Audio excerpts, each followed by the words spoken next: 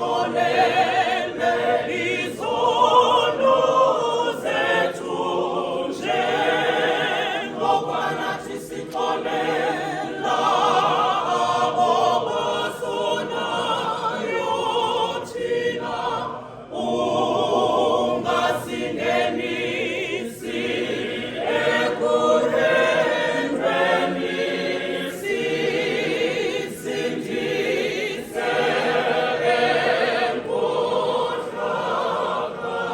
enkohlakalweni ngokuba ukumkani buboba khona amandla engawakho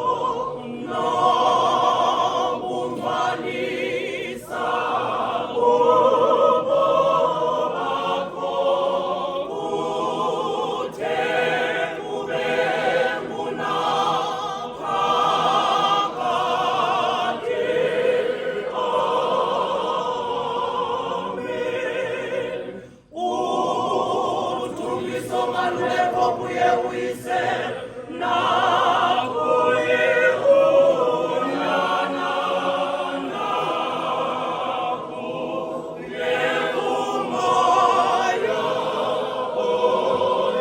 oyingcwele njengoba bekujalo kwasekuqalekeni kunjalo kaloku nje